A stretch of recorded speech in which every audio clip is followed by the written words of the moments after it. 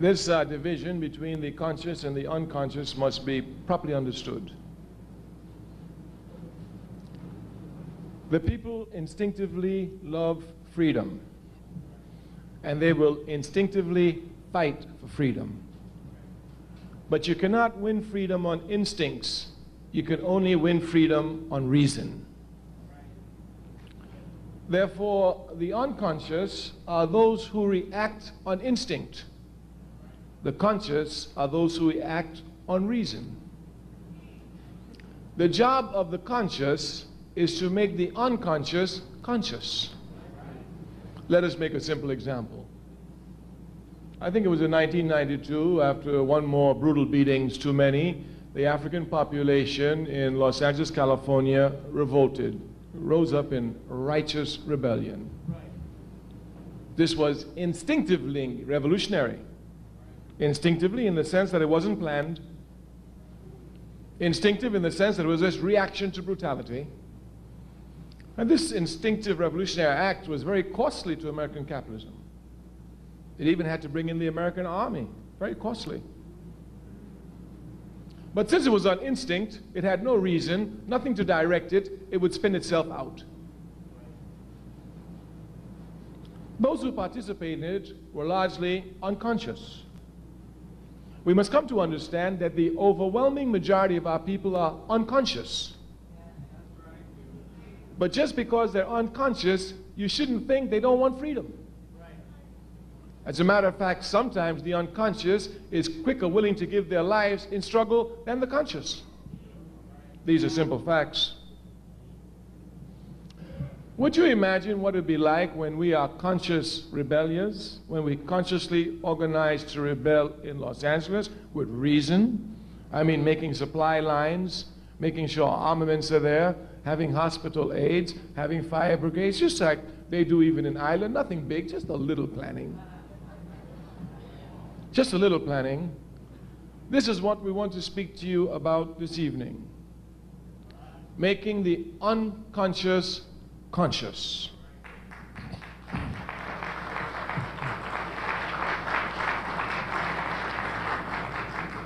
Now we must say from the very beginning, the only, underline the word only, the only route to consciousness is through struggle.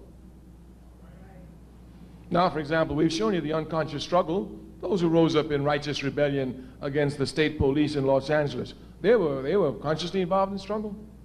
They were involved in struggle, unconscious but involved in struggle. The conscious must understand precisely what their task is, and we've said this 2 years ago here, we repeat it. Ours is not to teach the people to be conscious, but to make them conscious of their unconscious behavior. Our task is not to teach the conscious to teach the unconscious to be conscious, but to make them conscious of their unconscious behavior. Because unconsciously, instinctively, they seek freedom. What we must do is make them conscious. Look, you want freedom anyway. Let's be serious. Let's sit down. Let's plan it. Let's wage protracted war, and let's tear down the system and walk on to liberation. It's as simple as that.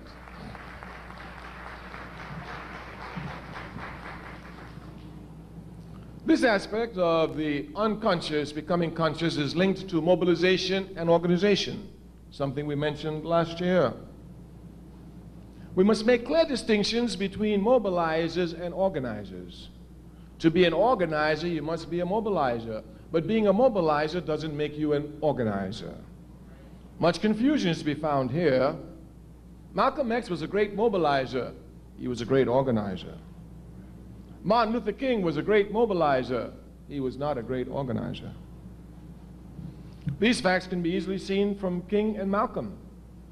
When Malcolm went to a place, he left a mosque. When King went to demonstrations, he broke down desegregation and he moved on. As a matter of fact, King was not concerned with organization to the point that even though he was the most popular Baptist preacher in America, without the shadow of a doubt, and probably, beyond the shadow of a doubt, the most loved, he could not become president of the National Baptist Convention. Yeah, so many of them. The National Baptist Convention. As a matter of fact, if my memory serves me correctly now, and I remember it was Muhammad Speaks that carried the article on the front page in 1964 when King tried to become president of the National Baptist Convention. There was so much confusion there that a minister was actually pushed off the stage and died in the struggle. Yeah. And of course, King lost. The man who won was a reactionary man by the name of Jackson. He never did nothing for the people, never cared about the people, just was a pork chop minister who used their money to put gas in his big Cadillac. But he was organized. But he was organized. We say that we must come to know the difference between mobilization and organization because the enemy will use mobilization to demobilize us. Mobilization is very easy. Very, very easy. Because since we're people who are instinctively ready to respond against acts of injustice, anytime there's one little act of injustice, we can blow it up and we'll find people who come and make some mass demonstration around it. Miss Sally lost her job. Let's rally. She'll get her job back. People will come and rally. So-and-so got kicked out of school because the teacher's unjust. The people will come and rally. They will come to rally at issues. And this is what mobilization does. It mobilizes people around issues. Those of us who are revolutionary are not concerned with issues. We're concerned with the system. The difference must be properly understood. The difference must be properly understood. Mobilization usually leads for reform action, not to revolutionary action. If we would look scientifically at the October 16th million and more march, we would see clearly that this was a mobilized event, not an organized event. We must know clearly the difference between mobilization and organization. One of the characteristics of mobilization is that it is temporary. Organization is permanent and eternal. Clear differences must be made because the unconscious can usually be captured easily around one-issue items, around mobilization items, but it's hard to catch them around organization. But these unconscious must be brought to organization. We must transform mobilization to organization. We say the enemy will come and use mobilization to demobilize us. Many brothers and sisters who've been to the million and more march will say to you, I was there. Well, what are you doing today, my sister? I was there.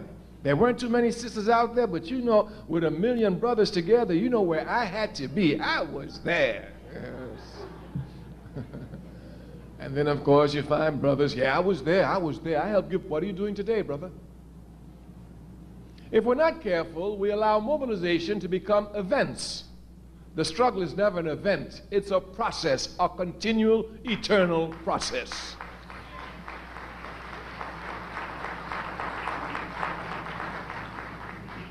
We say it is our job to use mobilization to drive us to organization. You know our theme is organization.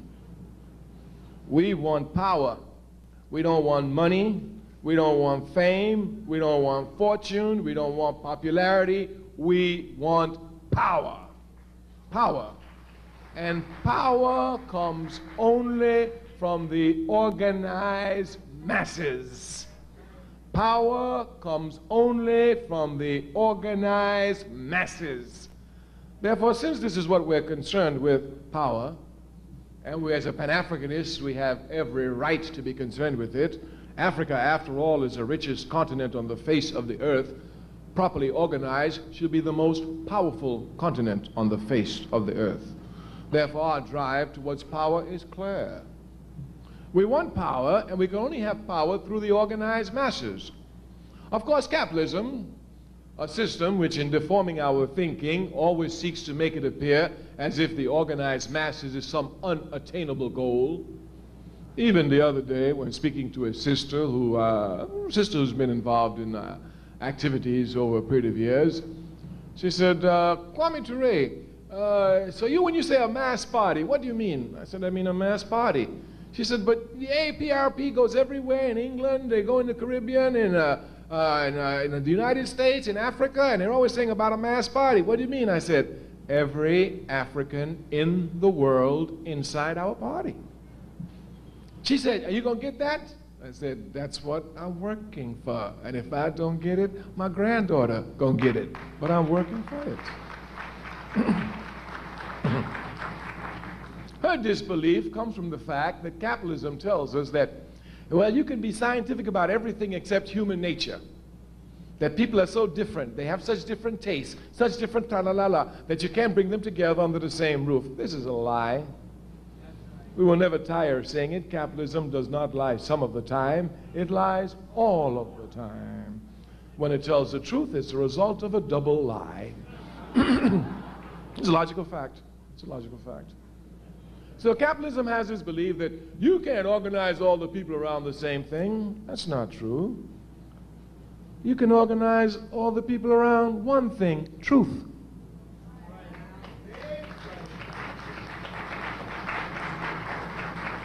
Now, what capitalism will try to make it appear as if the truth is not one truth, but anybody can have the truth.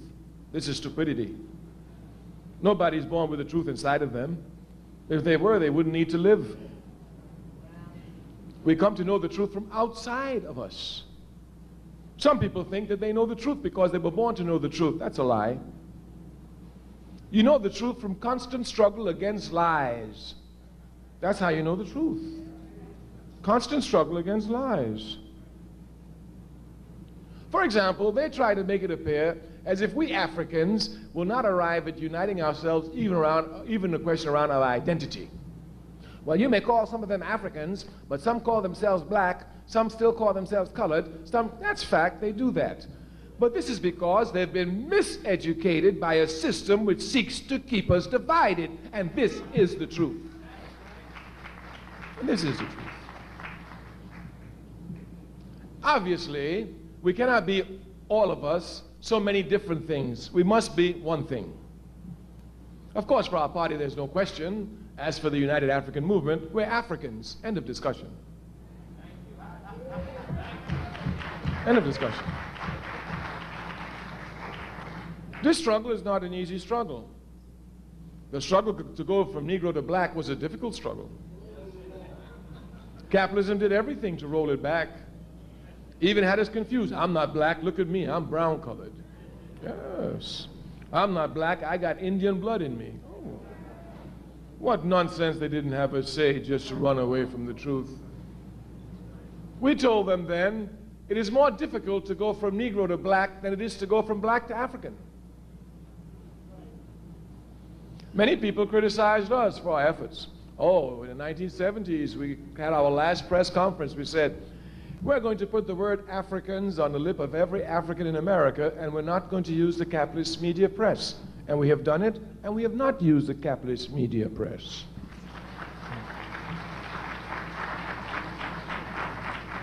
As a matter of fact, the capitalist media press, in trying to stop us from going to Africans in America, tried to throw out African Americans. They did it. We saw the whole scene. It's our job. We followed it carefully.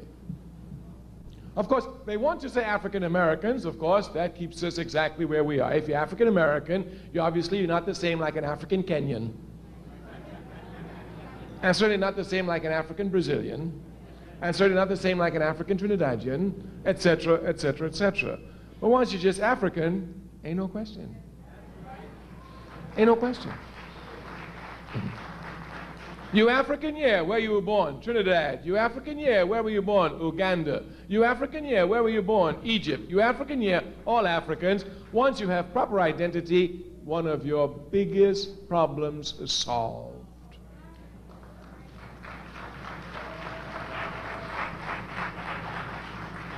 Because a people must know their national interest. A people must have a clear understanding of their national interest. The job of American imperialism is to let us think that our national interest is within the confines of American imperialism. That's why Black American, African American, anything but make sure they hold on to America.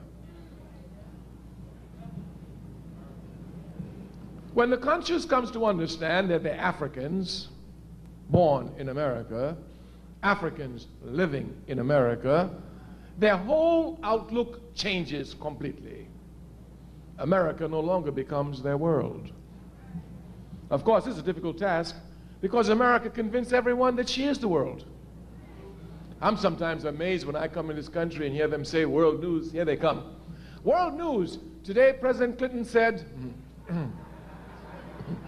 world news. Today, Newt Gingrich said, world news. Dole, who's running for president, can. It's like, you know, it's like their World Football Association. No, nobody played but them. Yeah. So the first conscious act in organizing our people is to let them know who they are.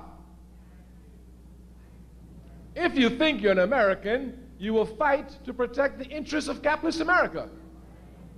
If you know you ain't no American, you fight to destroy every aspect of American capitalism.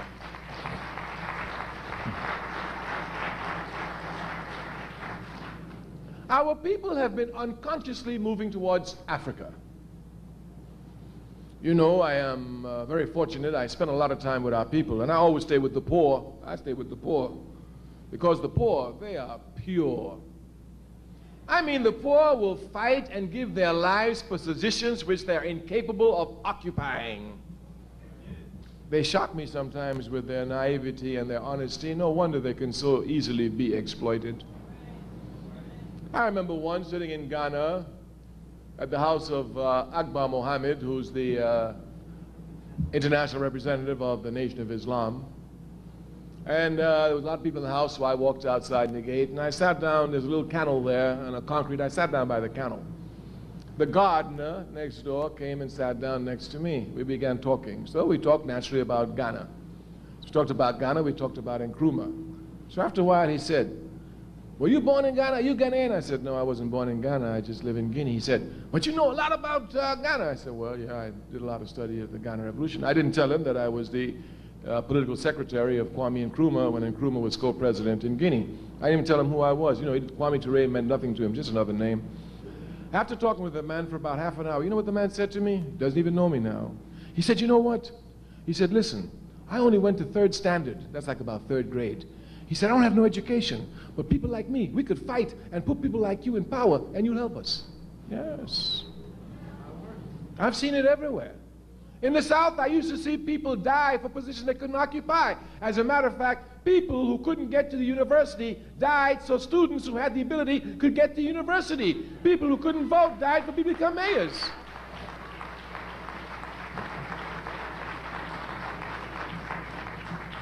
It is these pure poor that we must be concerned with. These are the ones we must organize. These are the real makers of history. Forget the ones who are always talking and doing nothing.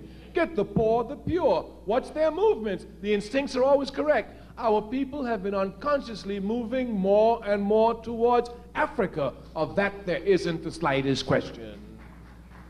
I saw it years ago. In the mid-1970s, I was going through Mississippi. I'd spent the 60s there and visited a sister whom I know was very active in the movement. She'd now been married and had a child. So the husband and her were very excited. They wanted to show me the child, as any parents would be. And of course, me too, I was excited because I knew it was a little girl. I wanted to see my granddaughter, if you will. So when she came, I held the door. I said, what's the name? She said, Adjola. I said, Adjola? She said, yes. I said, what does it mean? She said, I don't know, I just made it up. Does it sound African? This was in the mid-1970s in Mississippi.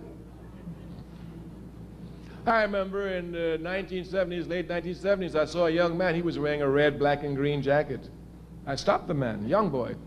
I said, young blood, what's this red, black, and green? He said, those are our colors. I said, what do you mean, our colors? He said, man, these are our colors. You don't know our colors? I said, no, what you mean, our colors? He said, man, red for blood, green for the lamb, black for us. You don't know this? I said, no, I don't know this. He said, man, where you coming from? He started to walk away. I said, brother, have you ever heard of a man called Marcus Garvey? He said, Marcus Garvey, who is he? I said, he the one who gave you the colors.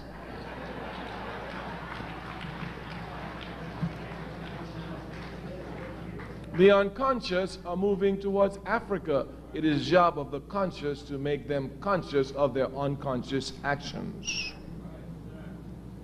Since our people are moving towards Africa, it behooves us clearly to come seriously and to organize properly this movement and putting Africa as its primary. This is the job of the conscious. But the conscious gets their sustenance from the unconscious. I am certain that most of the brothers and sisters attending the Million and More March were unconscious. Unconscious in the sense that they do not consciously try to develop themselves in a systematically basis, on a day-to-day basis, to make a contribution to the people. But the milieu which that unconscious mass created now makes it possible for the conscious mass to make this unconscious mass quickly conscious.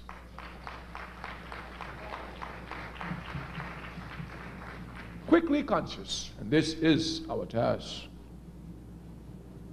I had the honor, when working for the Student Nonviolent Coordinating Committee in 1968 in Washington, D.C., after having served as 1 year as the chair of the organization, of being with the SNCC team that helped develop the first Black United Front in this country. It came out of Washington, D.C., was well organized. After leaving for Africa, and much confusion, mainly with the infusion of money into the Black United Front, the front fell apart. Moving to the All-African People's Revolutionary Party, we have done everything in our possibility to create an African United Front. What do we mean by an African United Front? We are saying that those organizations which are politically on the front lines fighting for our people, like the NAACP, like the Urban League, like the Nation of Islam, etc., should come together and form a united front. This united front is a very simple thing now, a very simple task. All it means is that we come together and have common meetings. And if we hear one attacking the other newspaper, we don't respond to the newspaper, we telephone each other and ask them. Our party's been doing much work on this. Because we're among comrades who work, we will give you some of our files, which is not made public. Only here are we doing so.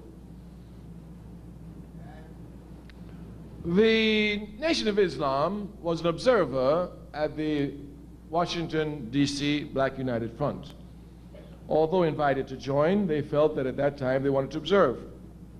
They were allowed full participation except voting, which they themselves accepted as observers. That is, they could fully participate in every level of the discussion. When the United Front broke up, the All-African People's Revolutionary Party quickly moved to put together a united front. We had brought together Mr. Roy Wilkins, who was alive at that time. This was in 1972. Vernon Jordan. Who was before Vernon Jordan? The one who died in Africa. Whitney Young. No, it was, I'm sorry, Whitney Young had died, it's correct. It was Vernon Jordan. Vernon Jordan was then at the Urban League. Of course, the Honorable Elijah Muhammad was alive, and he was sending Honorable Minister Louis Farrakhan as his representative. Jesse Jackson was representing PUSH. Dorothy Height, the National Council of Negro Women. Reverend Abernathy, the Southern Christian Leadership Conference. Ines Corps, and we represented the All-African People's Revolutionary Party. My brothers and sisters, I'll tell you the truth. You must never get discouraged in struggle. You will build something and the enemy will knock it down, and you will have to start from zero. But as we say in our party, we're starting from a higher qualified zero. You must never be discouraged in struggle. As a matter of fact, the easiest way for the enemy to take you out is to make you frustrated and disgusted. Oh, I went to that meeting, they ain't doing nothing, I ain't got no time for them, until they get serious, I ain't going there. What you doing? I ain't doing nothing. And they really think that they're intelligent. They think they've made a great statement. So you must not be discouraged, but the enemy's job is to discourage us. We did a lot of work trying to get that meeting together, a lot of work. A lot of work. And because of a Zionist plot, they wrecked the entire meeting in 48 hours. The meeting was wrecked, but we were not. And we are revolutionaries. You knock it down, we're coming back stronger.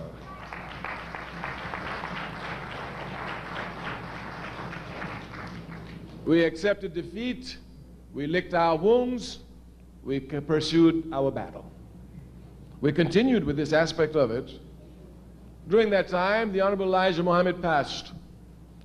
Before his death, you know, death has robbed me of so many things in life. It really has, really has. The most recent one was I have a brother who's in jail in Florida for killing a white policeman. This brother has been isolated in jail. Nobody writes him, so he has a lot of problems. And his father and I knew each other from struggling days back in the 60s in Dayton. Asked me to write him. I wrote him. So you know, when brothers are in jail, they ain't got nothing to do. So he writes me a letter every day. And I respond to all his letters because he's in jail, you know. And last year, when speaking on the telephone, I told him, I think I have everything careful. I'm going to speak to Bill Kunstler, and I'm sure Bill Kunstler will look at the case. In March of last year, I had lunch with Bill Kunstler and, in New York here, and Bill Kunstler agreed to take the case. And he said, but you know, I'm just a little bit busy now. Give me about 2 or 3 months, and then send me a letter, and I'll pick up the case. So I waited 2 or 3 months, and when I wrote the letter, before the letter arrived, Kunstler was dead. So death has robbed me of many political victories in life and created more work for me, but I'm a revolutionary. I accept it because I know my death is going to create a lot of work for others.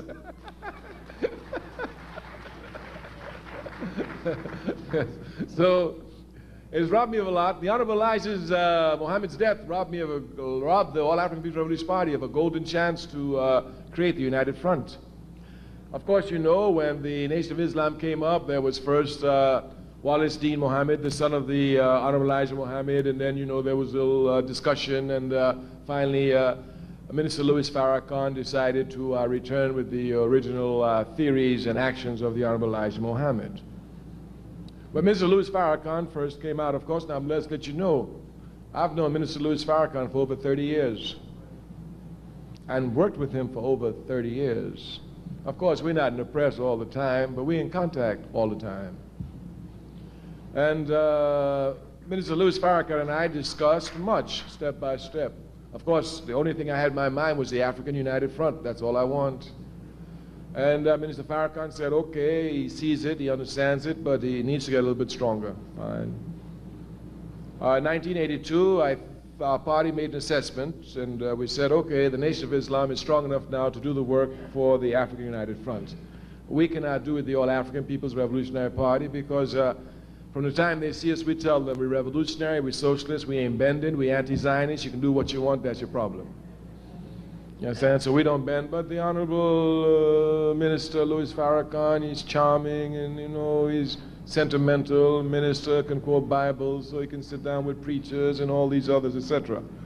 So after observing his movements, the All-African People's Revolutionary Party mandated me to go and visit Minister Louis Farrakhan and to give him the files of the African United Front and tell him that it was his responsibility to call the front.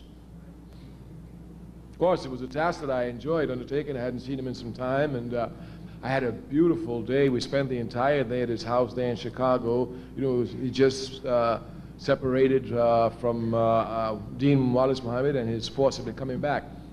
And I took for him some old copies of Muhammad Speaks. Now, if you look at the old copies of Muhammad Speaks, every middle page that you open had 2 black hands reaching across the oceans calling for a united front. Every issue of Muhammad Speaks. We must know our history, and we will never be ungrateful to those who taught us. The Honorable Elijah Muhammad has taught me an awful lot, and I know he's taught our people an awful lot, and for that alone, I'll be forever grateful to him.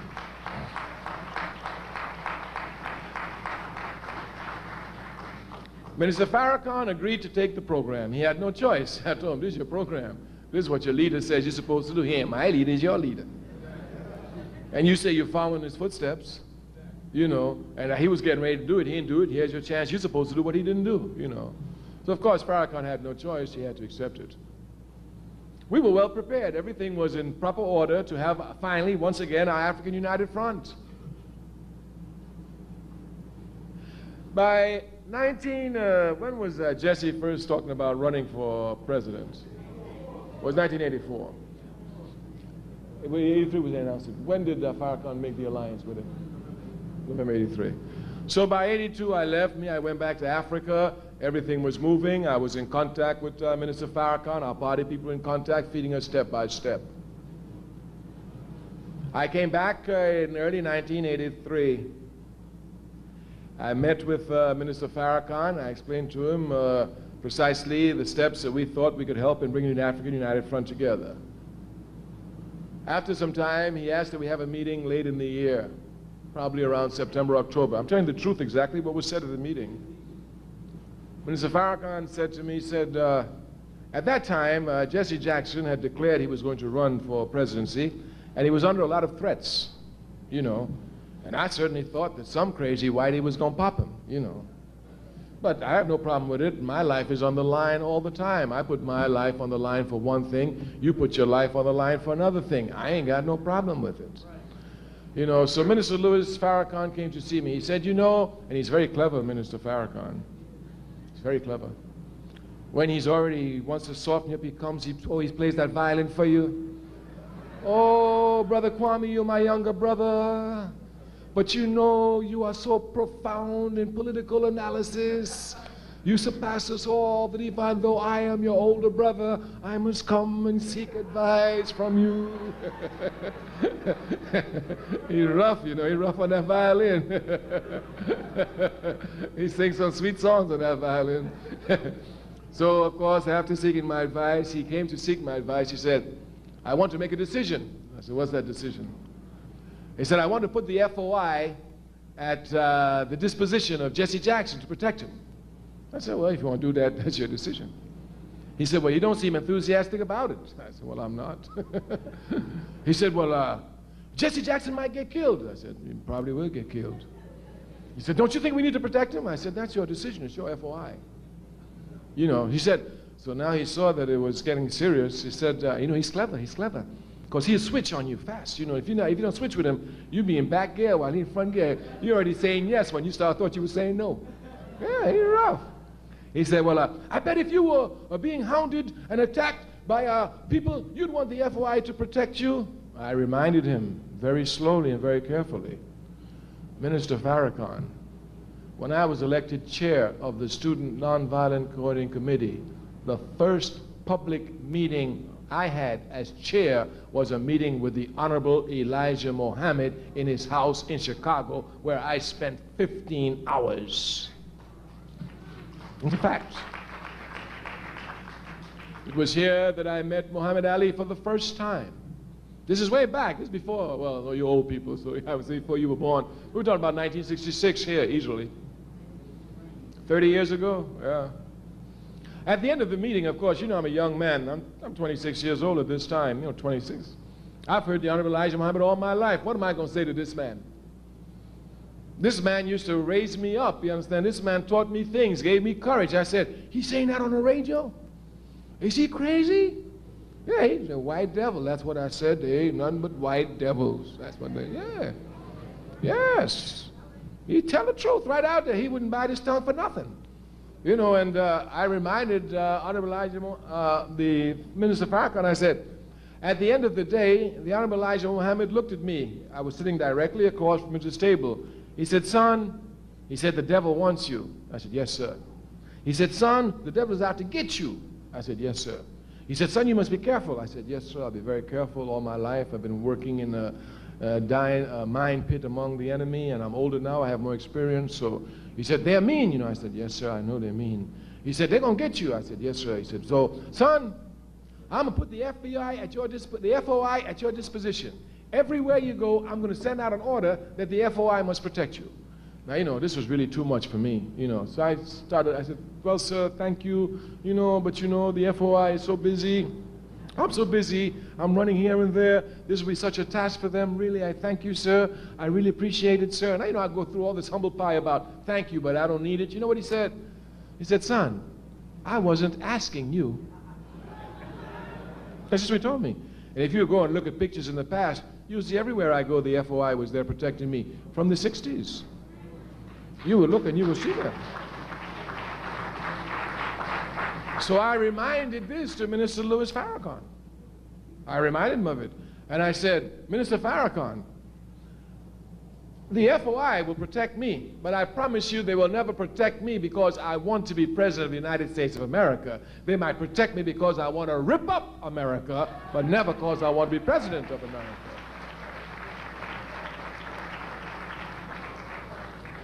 Well, he saw that his clever trick didn't go so well. So he backed up again. He said, well, what do you think about the alliance? I said, it's a great mistake. He said, why? I said, because Jesse Jackson is a Democrat first and foremost. The Democratic Party jumps to the tunes of the Zionists. While the Student Nonviolent Coordinating Committee was a confrontational organization and confronted Zionism outright, the first place I read about the Palestinian struggle in this country was in the Mohammed Speaks newspaper. The Honorable Elijah Muhammad taught me about Palestine when no left-wing paper in this country did.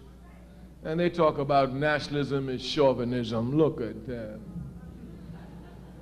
I saw pictures of Malcolm X shaking the hands of PLO representatives when the PLO was first organized in 1964 in Mohammed Speaks. In Mohammed Speaks.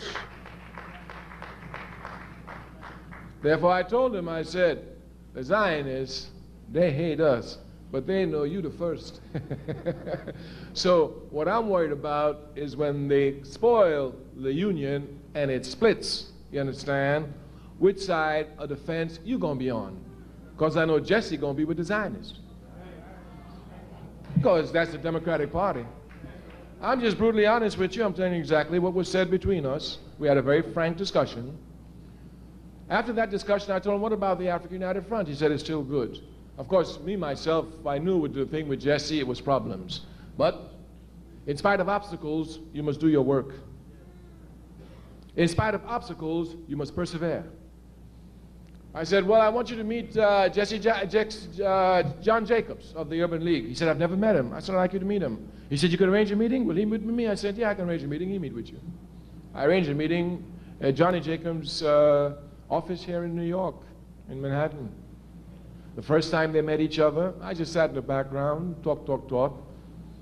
So well did our meeting go that Minister Louis Farrakhan and Johnny Jacobs signed a letter that day issuing a call for a united front among the political organizations in this country. We have it in our files. When the time comes, we will demonstrate this. The Urban League has a copy, Farrakhan has a copy, and Major Hatcher yeah, Hatcher from Gary has a copy because at that time he was head of the mayors and we were working with him, of course. I went back to Africa. It didn't take me long before I heard all this nonsense about gutter religion, Judaism, gutter or dirty religion or whatever, and Jesse having to split from Farrakhan, and you know what happened. Of course, I knew it would happen. But when we were with Jacobs, Minister Farrakhan and myself, one of the things we agreed upon was that we must have the phone numbers of each other. They didn't even have each other's phone numbers. And we must have the house phone numbers. So that when we hear something on the radio that Farrakhan said this about Jacobs, before Jacobs attacks Farrakhan, Jacob will call Farrakhan and see if what the paper says is true. We agreed to this. We did agree to this. Of course, this was not written in a letter. This was a verbal commitment. But we're brothers. We can't lie. And I'm a revolutionary. I can't lie to you. Of course, when Jesse Jackson made his split and the Zionists, once again, with a nice plot, did everything, Johnny Jacobs, without calling Minister Farrakhan to see if in fact he made the statement, what was the content in which the statement was made, wrote public articles condemning Minister Louis Farrakhan. Once again, Zionism had come to block and destroy the unity of the African community. We are not stopping. And the Million and More March puts us properly in a position to create a united front in this country of the political organizations, given some semblance of unity and creating some atmosphere of unity where we can come to organize our people.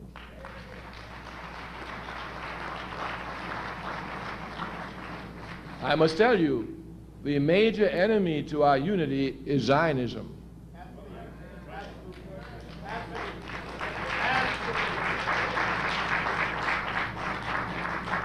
I tell you this as a result of over 30 years of constant struggle to organize and unify our people. I know them every step of the way. They are the slimiest slime that imperialism has ever produced.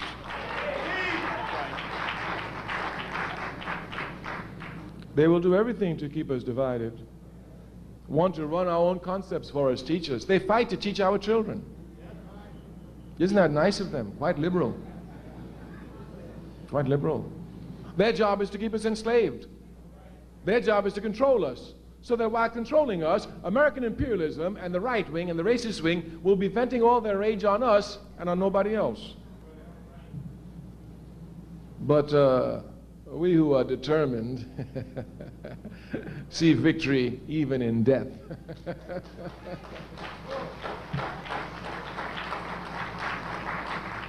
We're going to have a united front. Our party, the All-African People's Revolutionary Party, has decided to direct its attention for the next 3 years into two major areas. In the 1960s, when COINTELPRO broke down and destroyed many organizations, and they did, they also destroyed coordination between organizations. Thus today there is no coordination between organizations, and people come to think that the struggle in America is not like it was in the 60s. Why? America is more ripe for revolution today than it was in the 60s. The people are more politically conscious. The conditions are worse. When you have falling conditions and rising consciousness, you've got to have an explosion.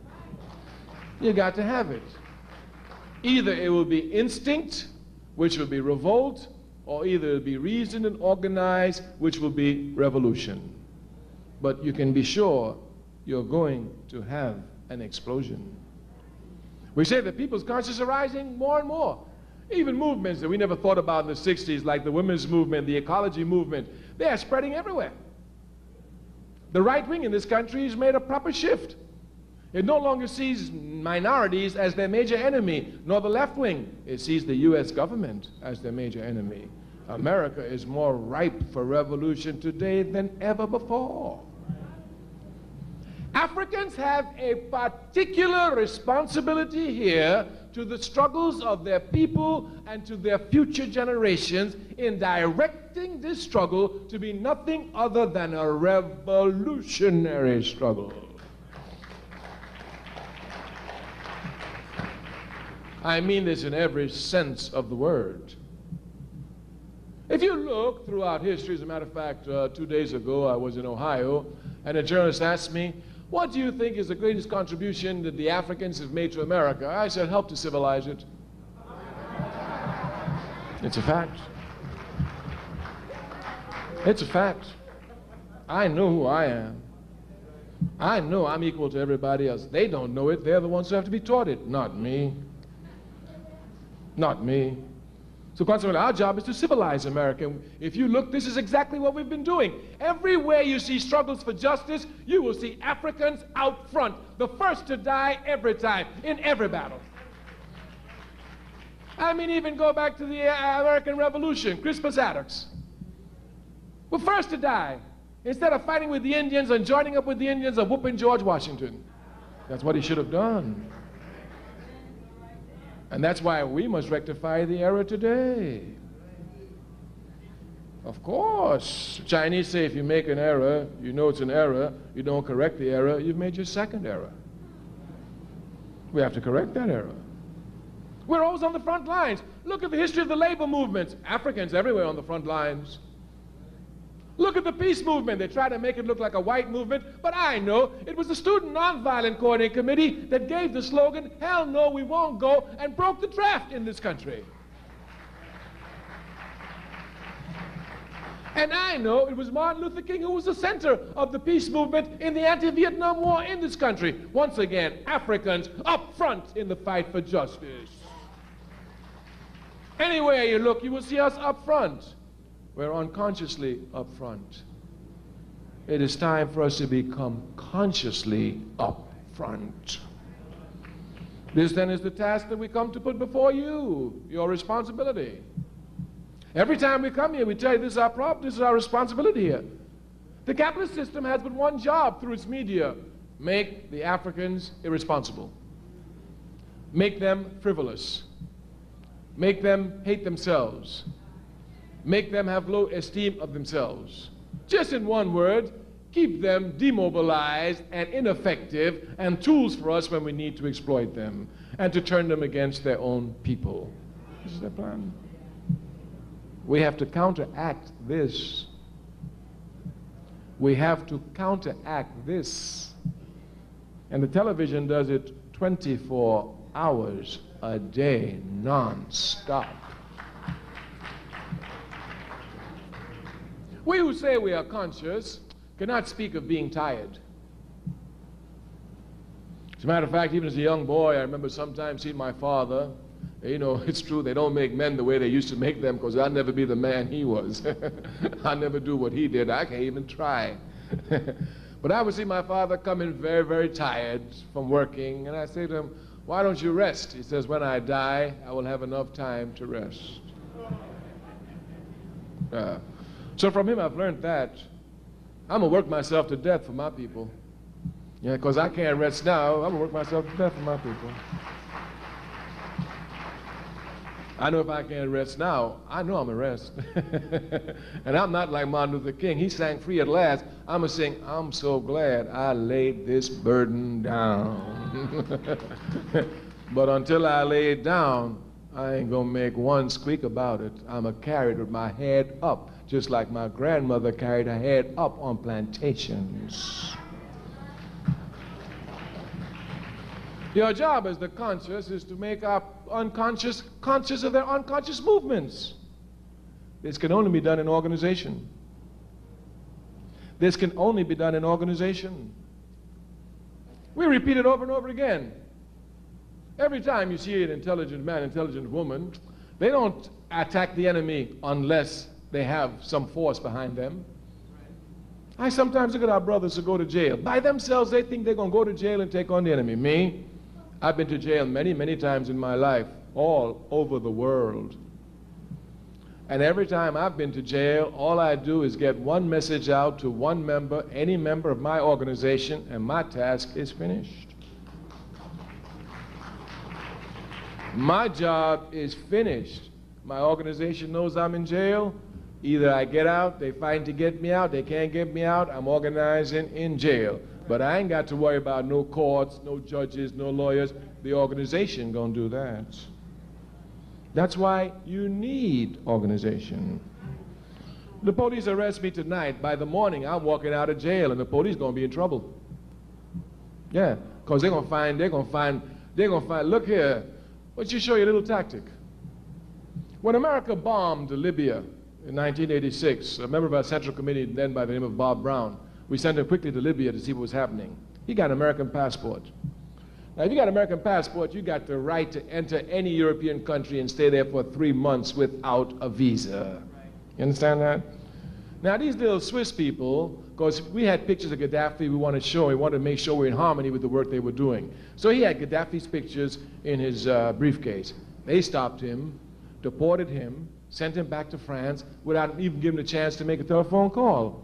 Could you imagine how crazy we were? We didn't know where the brother was. You understand? When he explained to us what happened, we had to teach the Swiss a lesson. So he gets a little lesson, no big problem. They arrested him on a Wednesday, on a Tuesday evening, deported him, all that, and Wednesday we got the news.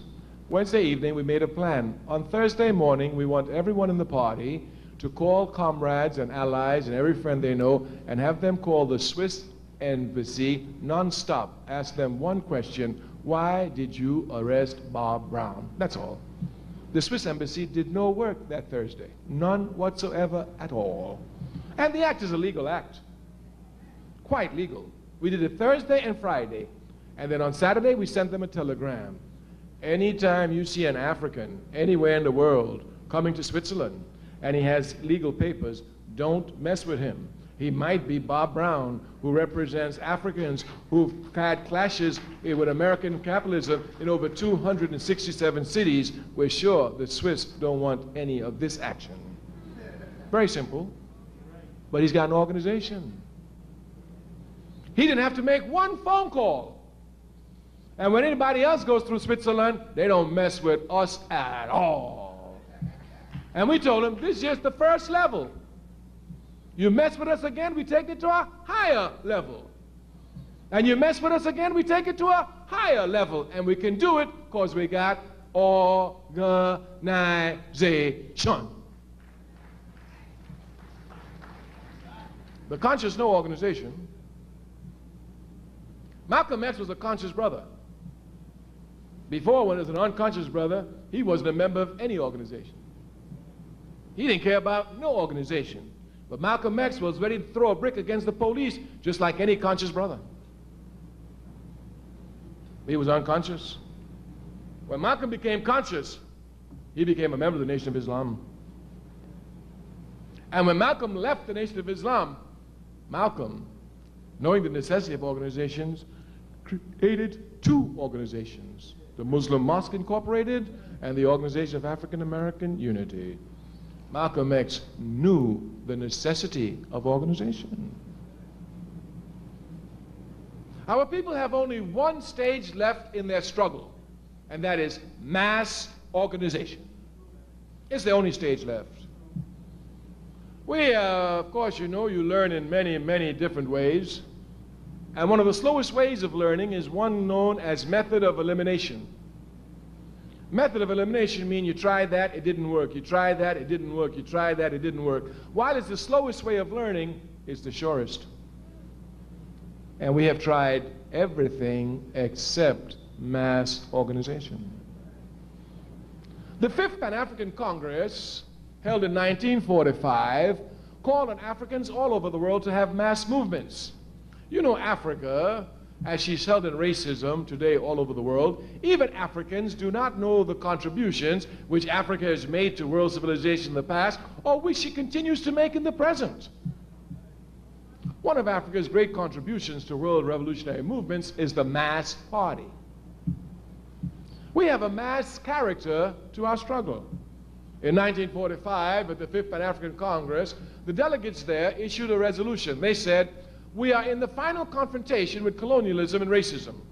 We call for mass parties to be set up in Africa, throughout the Caribbean, and mass movement in England and in the United States. Do you know that by now this meeting was held in 1945.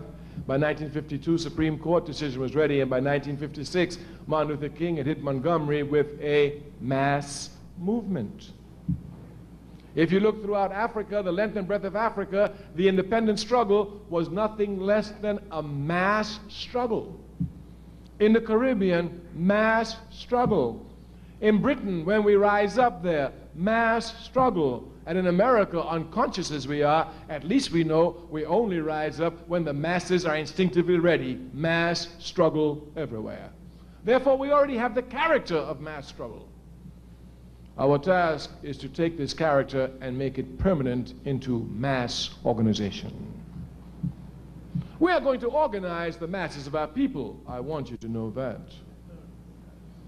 I want you to know that in spite of yourself, you're going to organize the masses of your people. Because your culture is so strong that in spite of you, it will defeat American imperialist culture. I'll give you one simple example. Imperialism, seeing this mass character of the African movement in the 1960s, had to do everything possible in the 1970s to go quickly to an individualism. Me thing, my thing, I, me, my, individual. They made a whole lot of propaganda about it. And of course, they had to have the art reflect this. Therefore, they were serious. They didn't play. They broke up the Beatles, they broke up the Supremes, they broke up the Jackson 5s, they broke up everybody. There could be 3 Jacksons, but there couldn't be 3 Jackson brothers. They had to be each of them their own superstar, individual by themselves. This was to reflect this individual culture so that it would see, oh yeah, everybody's superstar, so this communal thing ain't going. I guess we all got to be superstars, and everybody trying to be a superstar. They don't play now. They don't play. But African culture, dig this. Has already broken down this individual garbage, even though the artists who were doing it were unconscious of it. Certainly, while rap has given us a lot of conscious artists, it has produced a lot of rubbish too. This is a fact. It's a fact. And even they who had this rubbish, while they were showing rubbish, they were showing communal activity. They were showing communal groups. It was no longer the one, and they were showing once again Africa, call and response. Call and response. That's which they tried to destroy in our culture. So there's victory for us now. I want you to know we're going to win in spite of ourselves.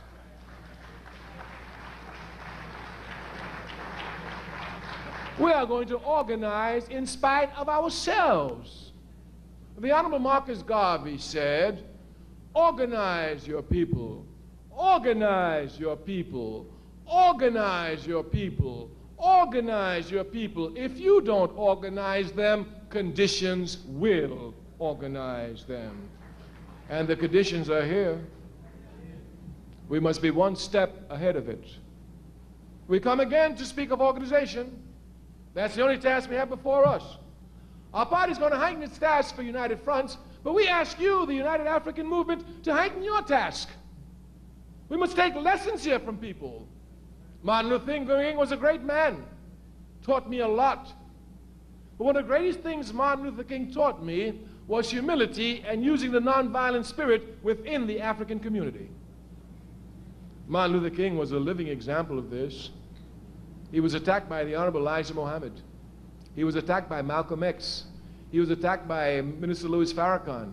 He was attacked by Roy Wilkins. He was attacked by Whitney Young. He was attacked by the Student Nonviolent Coordinating Committee. I myself attacked him. But Dr. King never attacked any of us. Never. Never. Malcolm X recognized this error. When he came back to form the Organization of African American Unity, he said, I've said a lot of mean and evil things about a lot of people. I hope they can forgive me. I made an error. I want us to work in a spirit of unity and harmony, and we must do this. The masses have demonstrated to us by the million or more march that they want unity. That's the message they send. This is the message the unconscious sends to the conscious, and they do this unconsciously. Therefore, we have a responsibility to do this. The United African Movement must come and make serious moves to bring a united front of all the political organizations fighting for the people in New York City. All that is stopping us from undertaking this task is will and determination. The task is not an easy task, but we're revolutionaries. We don't look for easy struggle. I mean, who looks for an easy struggle? Somebody who don't want to struggle. Somebody who don't want to struggle, look for eager struggle. You want to struggle, give me the most difficult. Yeah, that's what we did in SNCC. Y'all want to struggle? Yeah. Well, take Georgia, Mississippi, that's the worst one. We want struggle, that's where we're going. We want struggle. We want the most difficult struggle. The United African Movement has a responsibility to do this. It has conscious elements. It has a constant base, a secured base, independent base. There's no reason why it should not be the leader in calling for this, going to meetings, preaching, and begging people to come to unify with each other. The All-African People's Revolutionary Party will never tire in this task. We've already drawn up our plans for our next attack for the United Front. Meetings are already being scheduled for me with different people whom we have to see, who we feel can play key postures in bringing about this United Front. But the conscious must learn one thing. Sometimes the conscious have on their own to try and decide what is the movement of the unconscious, what are their aspirations. But when the unconscious speak and tell you, it is your responsibility to implement it. When the unconscious tell us, with 1 million or more people, that they want unity, then the conscious has a responsibility to implement unity. If they do not, they should be charged with negligence and should be shot in the morning for betraying their people.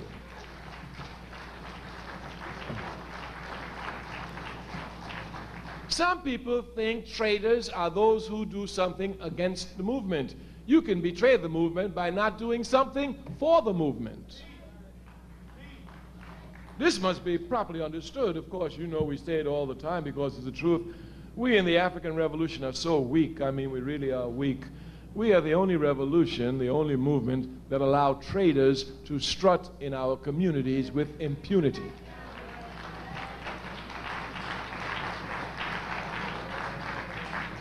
It is a level of weakness. The one that pains me the most, especially one who's always on the front lines, is that we have to leave our wounded on the battlefield to be picked by vultures. We have prisoners of wars in prisons in America all over, and we cannot even support their families, and they're in jail for us. These are facts. These are facts. If we care about building a movement, we come to address the movement seriously. Seriously. The other day I had to write Brother Sudiata Akoli a letter. I was ashamed. I was ashamed. We haven't even done anything for his family. Any liberation movement, you're a fighter, you get wounded, the first thing the liberation movement do is come to support the family. This is how weak we are, but we ain't gonna be weak always. And the faster we work to get strength, the quicker we will arrive at strength. I say sometimes we have to try and figure out what the unconscious wants. But once the unconscious tells you, then you have a responsibility to do it. And if you don't do it, you've betrayed the movement. All that the Million and More March has told me is that they want unity. Hitler said, tell the truth, tell a lie 1,000,000 times, and the people will come to think it's the truth. Revolutionaries say, tell the truth a couple of times, you will smash 1,000,000 lies. And that's exactly what the Million and More March did. That's exactly what it did. If you would look at the lies of the capitalist media, you would think all we're concerned about is drug addicts shooting each other, crime, raping each other, ripping off each other, ain't concerned about each other, insecurity. October 16th, one day put all those lies in the garbage can forever. Do not think that capitalism takes defeat laying down. They're going to climb back out the garbage can. They're going to wash themselves off, give themselves another scent and odor, and infiltrate in another area of the movement.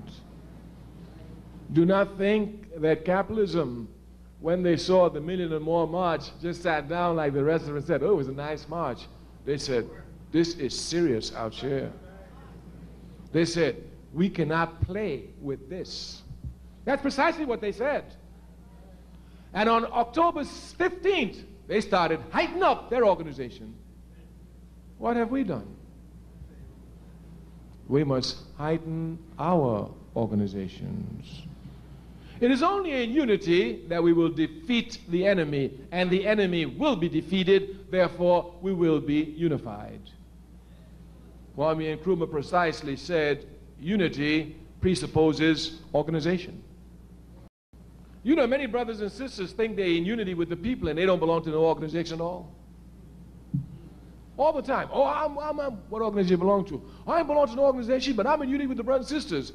Unity presupposes organization. If you're not an organization, you're not united with your brothers and sisters. If anything happens to me tonight, I call a brother or sister in my party in New York.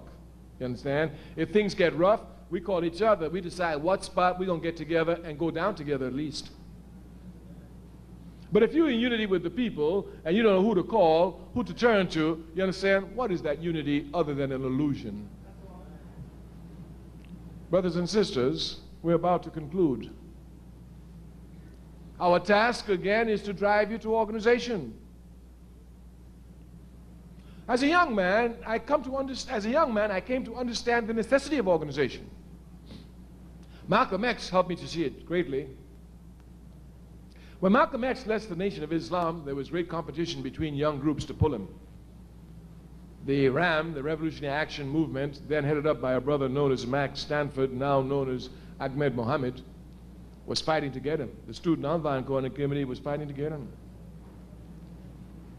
But Malcolm was assassinated when he was in between organizations, building organizations.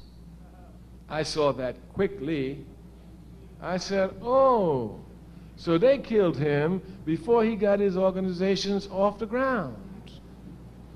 If Malcolm had gotten his organizations off the ground, they couldn't touch him that easily, because Malcolm was not a mobilizer, he was an organizer.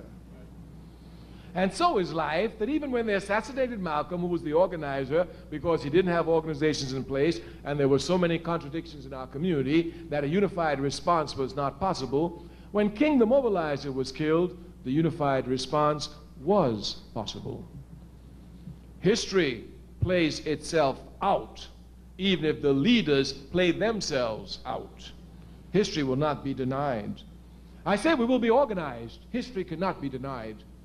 You can either be part of the historical process, come to take the serious task of organizing your people on a day-to-day basis, or you can come to the slave every Wednesday night, clap, feel good, jump up, say you were there, and go back and wait till next Tuesday night.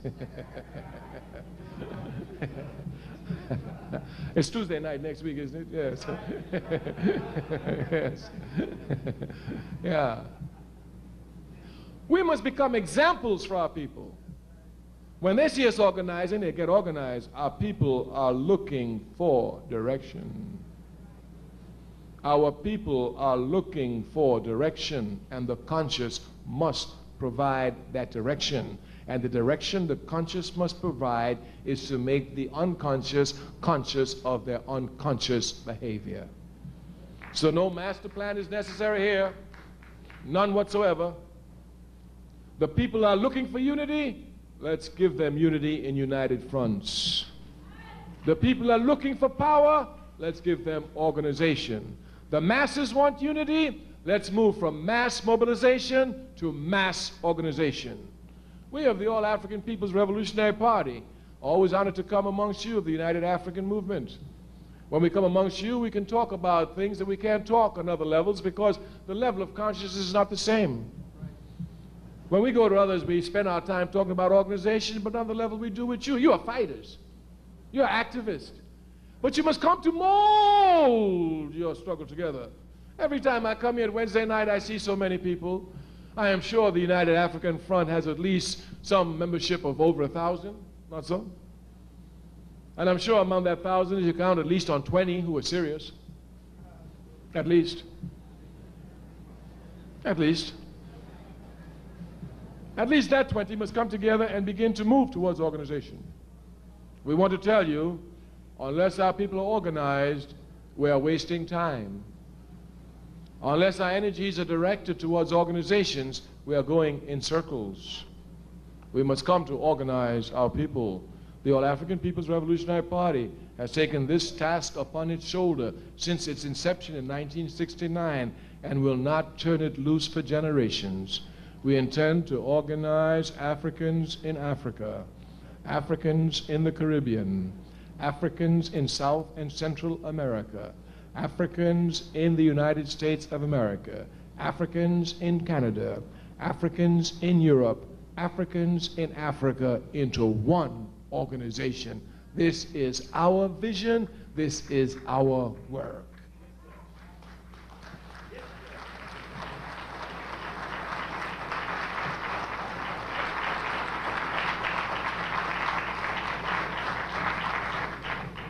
If you think we're crazy, just go for New York.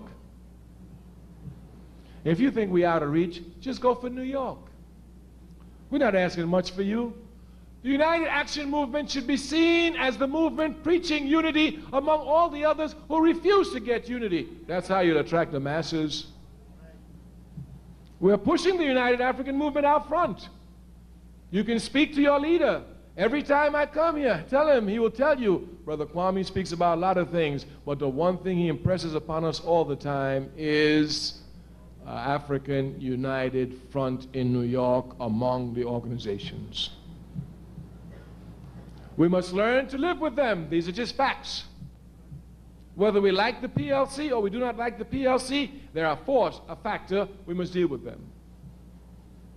Whether we like the United African Movement or not, they're a force, they're a factor, we must deal with them. Whether we like the Nation of Islam or not, they're a force, they're a factor, we must deal with them. These are just facts. We must deal with material reality. Brothers and sisters, we give you this task this evening.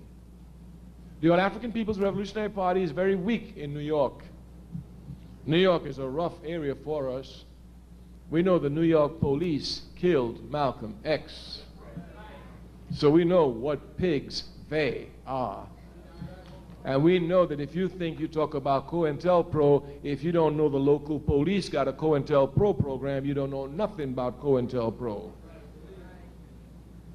So the New York police and its COINTELPRO is doing everything to stop our party, but you can't stop revolution.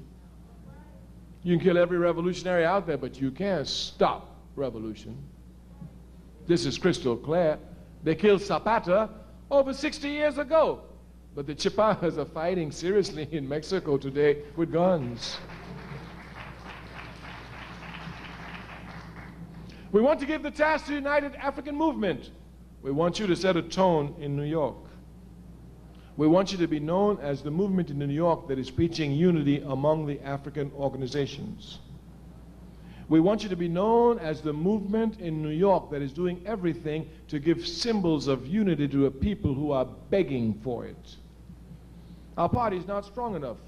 Were we strong enough, we would undertake this task ourselves. And every time I've met with your leader, this is exactly what our party has told him. My brother, we're not strong enough in New York to do this task. Were we strong enough in New York, we would carry out the task. But you are strong enough. You're directed to New York. It's your base. You can do this task. We want you to do this task. You must do this task for your people. Because once New York has a united front, the rest of the country will follow just like day after night.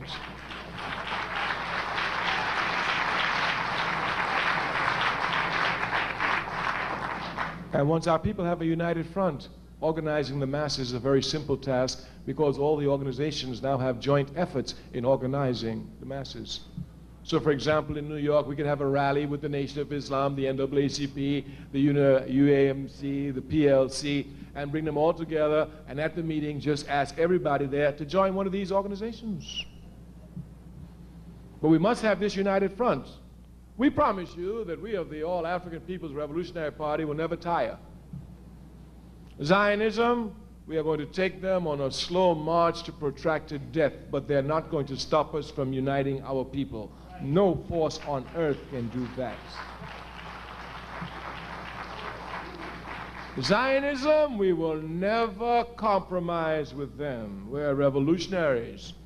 We're Nkrumah's Toureists. Nkrumah teaches us any compromise of principle is an abandonment of principle. We are revolutionaries. We live by principle. We will never compromise with it. We will fight it until it is destroyed because we know it is the major obstacle to unity of our people throughout the world and here in the United States of America. We give you one last statement on Zionism because sometimes people think that we're just talking and attacking Zionism because we have some special hatred of it. No, no, no, no. The special hatred that they have got, they have earned every bit of it. Every bit of it. It is only when we come strong enough to move around the organizations which are dependent upon Zionist funds, which are controlled by Zionist forces. Once we become strong enough, the Zionists themselves will send them to join our united front to find out what's happening. We must have a united front. Our party will not stop. We will continue. Already next week we have meetings with people all over the country to bring this united front into being. We ask the United African Movement to give us the example here in New York. Thank you. Ready for the revolution.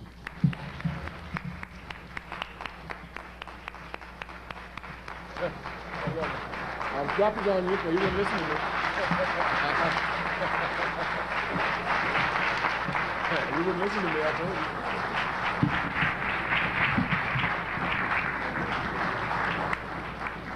Brother Kwame Toure, let's give him a warm round of applause. Brother Kwame Toure.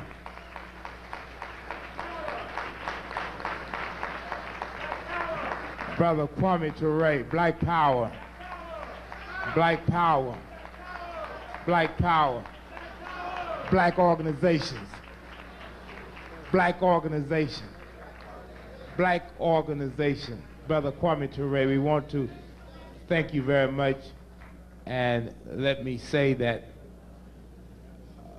we take your call very seriously, and I think that one of the things that is very crystal clear, and we're getting ready to go out here, but I just want to make this point. I said some time ago that the reason why, for example, that we were able to put more than 20,000 people in the streets, Fifth Avenue and Howard Beach, because for one of the few times we demonstrated an African United Front right here in New York. Because if you go back and examine Howard Beach particularly, if you go back and examine Howard Beach, all of the different factions came together as one fist. And it was only because the people saw the different factions coming together as one fist, that the people themselves came out in numbers that exceeded all of us. Nobody had those expectations that more than 20,000 people would assemble on Fifth Avenue. But the people saw all of us together, and they came out in numbers. And this is the same thing that happened on October the 16th. When the people saw various people together, they came out. And I tell people all the time that we will never be able to have a mass movement until we demonstrate an African United Front.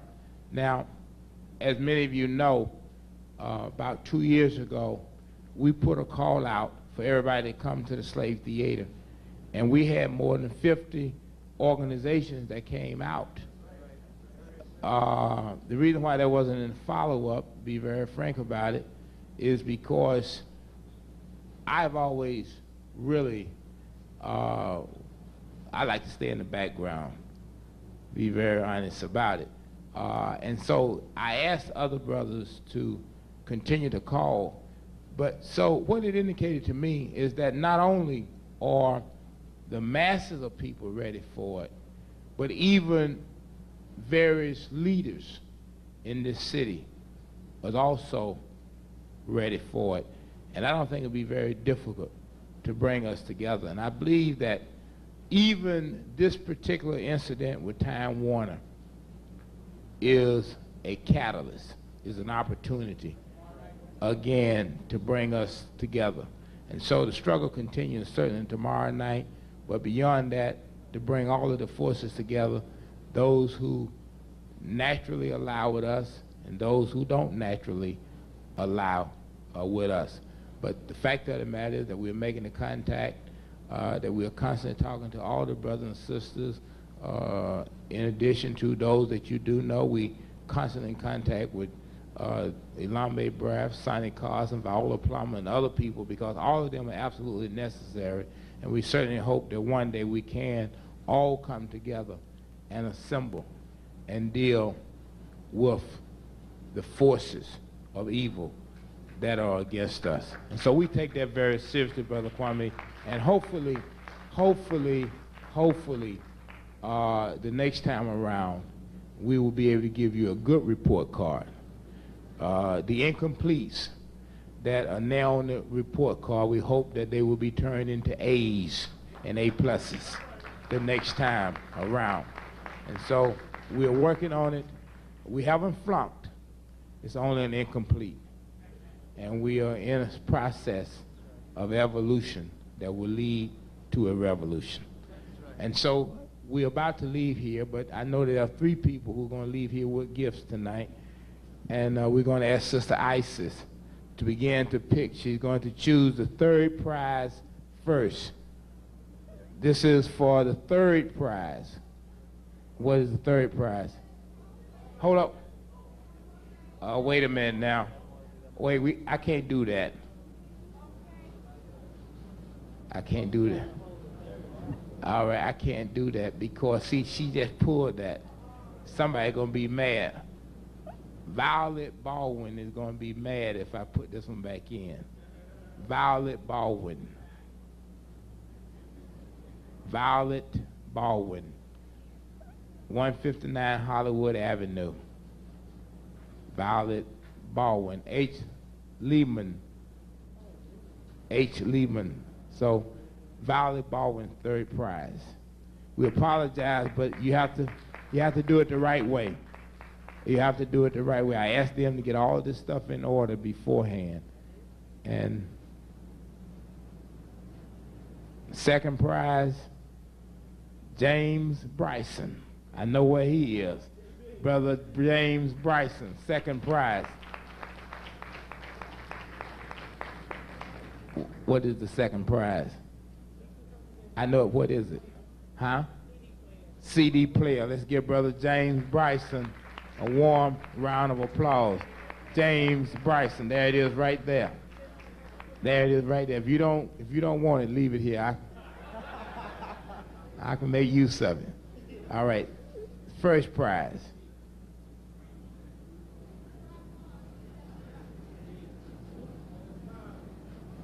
Oh my goodness. Oh my goodness. Oh.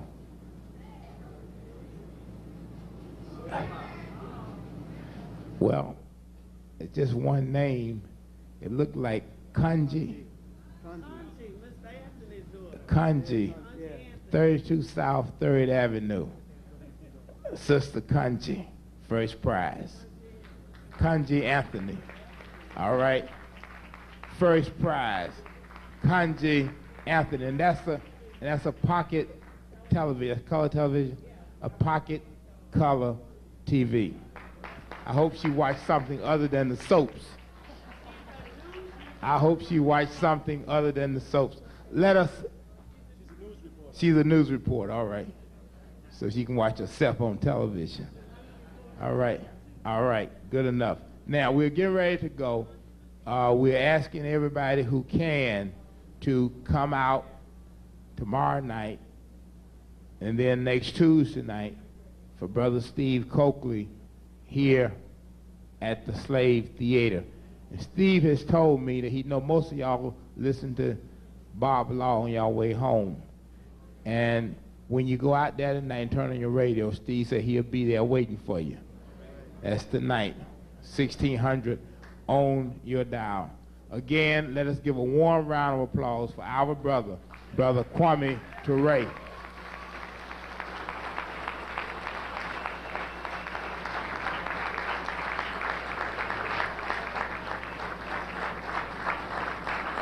And let us also, while we do this, because this is important, every time that there's a person that we revere, there's always somebody behind that person making sure that things happen. Our brother, Brother David Brothers. Let's give him.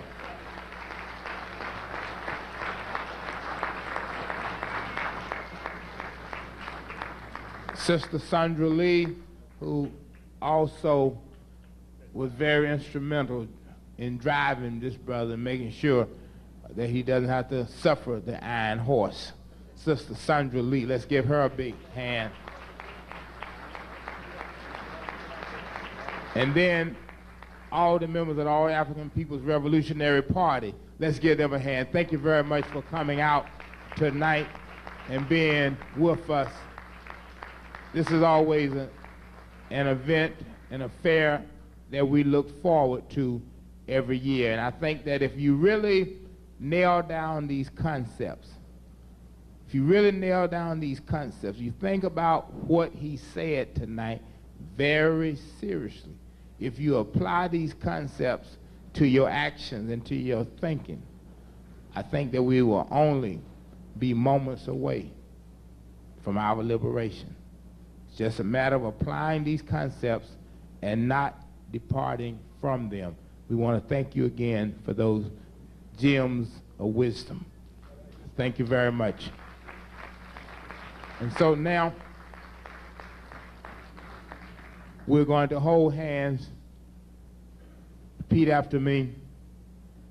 We're an African people, robbed from our homeland, robbed of our names, our languages, our cultures, our religions, our selfhood, our nationhood, our womanhood, our manhood, our sisterhood, our brotherhood, our motherhood, our fatherhood, and our self-respect. But we shall rise, never to fall again. Up, ye mighty race, you can accomplish what you will. No justice, no peace. No justice, no peace. No justice, no peace. Hug the person again, let them know you still love them after all of this, because we are the African people. All right, brother, all right.